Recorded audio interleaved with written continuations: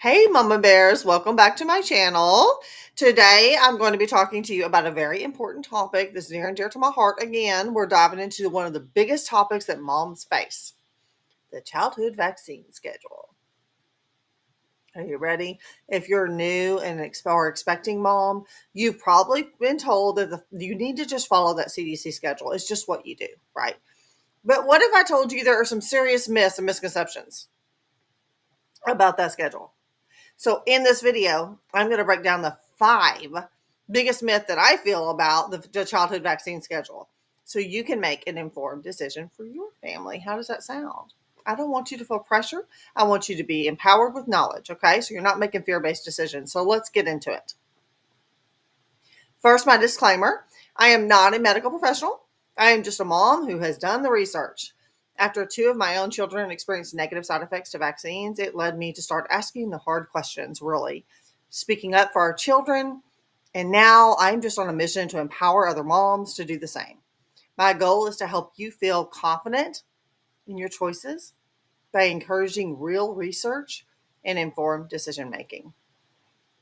So if that's you and that's what you want, I'm glad you're here. Welcome.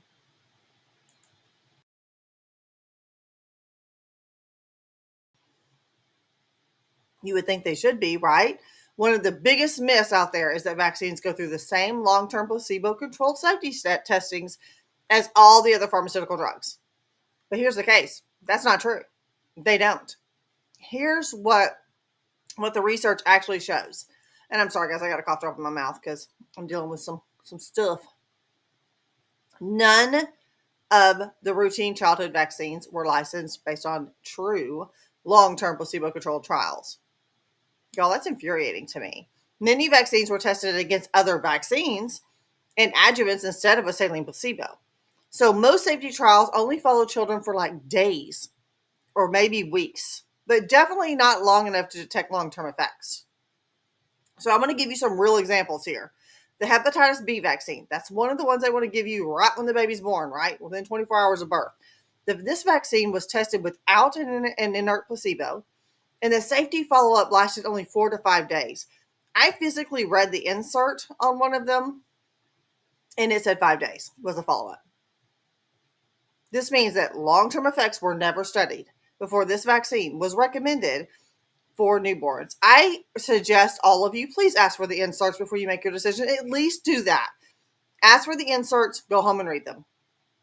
That will give you a lot of clarity right there. Ask for the inserts.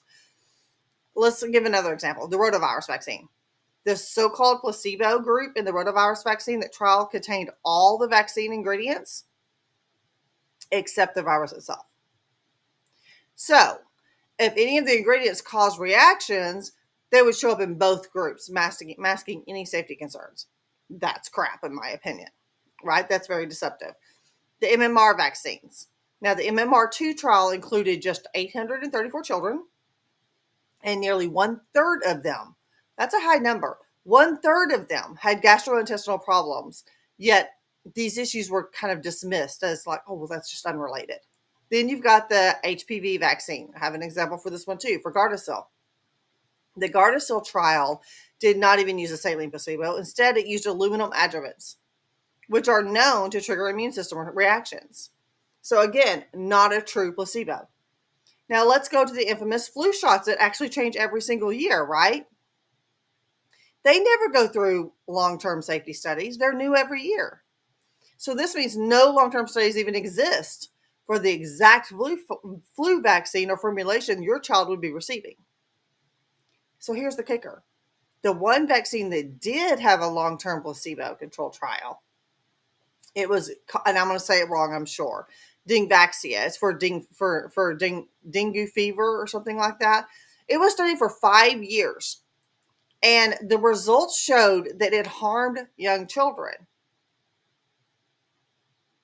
So let me ask you, if safety trials are so important, why aren't long-term placebo-controlled studies required for all vaccines? Let's hope that that's changing in our near future. So if you want to see any of this data, for yourself, which you should take it for yourself and read it for yourself. I will add it as a resource at the bottom of this video so you can have it. You can just grab it. I encourage you to do your research. Ask the hard questions, because at the end of the day, mama bears, it is our responsibility. Our children are our responsibilities. We're not giving that responsibility over to anyone else, right? You must follow the CDC schedule. I believed that at one time. I just did what I was told too. Many parents believe that they have to follow the CDC schedule exactly as it is written. But did you know that the schedule is actually just a recommendation? It's not a legal requirement. So the reality is, vaccine requirements do vary by state, but you have options, including medical, religious, or philosophical exemptions in some states. The CDC schedule has increased dramatically over the years.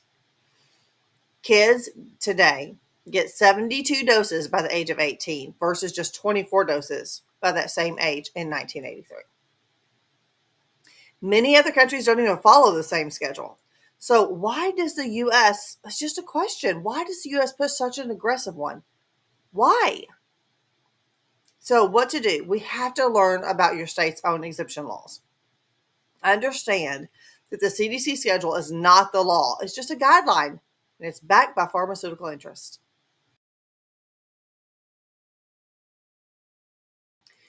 Myth number 3, vaccines equals healthier kids. That was not the case for my children. We're told that more vaccines the kids get, the healthier the kids are. Guys, if that were true, shouldn't the US have the healthiest children in the world? Well, if we looked it up, the reality is the US has one of the most aggressive childhood vaccine schedules that ranks 36 out of the 38 wealthy nations in child well-being. That report was reported in the UNICEF in 2020. Chronic illness rates in children have skyrocketed. Autism, ADHD, allergies, asthma, yet no one is asking whether the increased vaccine load would be a factor. Actually, they are asking now, right? Thank the Lord.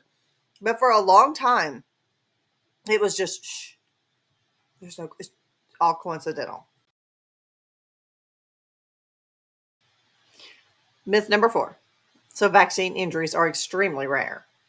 If that is the case, then please explain to me, why was the National Childhood Vaccine Injury Act of 1986 even needed?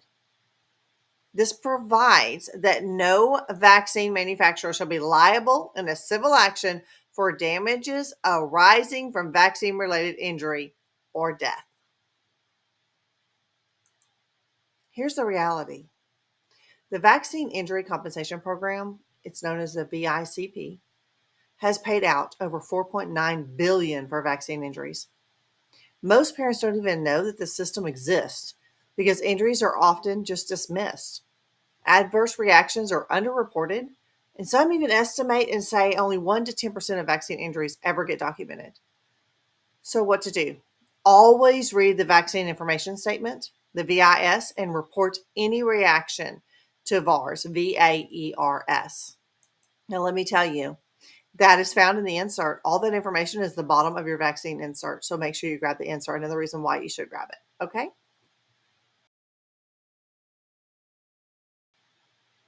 Myth number 5. Doctors know everything about vaccines. I thought they did. Reality, most doctors receive less than a day of vaccine education in medical schools. Less than a day. Many don't even read the full vaccine inserts, just the talking points given to them by pharmaceutical reps. So if you ask for the full list of ingredients or risks, most doctors won't have the answer, unfortunately. So what we have to do as parents is read the package inserts ourselves and seek out multiple sources before making a decision. That way, again, we're making the most informed decision for our children. All right. And those are the 5 myths I got for you. And I hope you found them helpful and insightful. Of course, there are many environmental factors that play a role in child health, right? This conversation goes far beyond just vaccines, but we can't ignore this question either. So my food for thought today would be, if the purpose of the vaccines is to help our kids thrive and be the healthiest little humans they can be, Why are we seeing an increase in chronic illness, developmental delays, and autoimmune disorders? Something isn't adding up. So we deserve as moms, Mom, if you're watching this right now, you deserve answers to the questions you are asking. You deserve the real answers. And most importantly, you deserve to make the most informed decision for your child without fear, without pressure, without guilt. And I pray that happens for you. If you like this video or know someone who could benefit from it, would you consider subscribing and sharing this video to whoever needs to hear it today? I want to thank you for being a part of the conversation, and let's keep the conversation going in the next one. Look forward to seeing you all soon.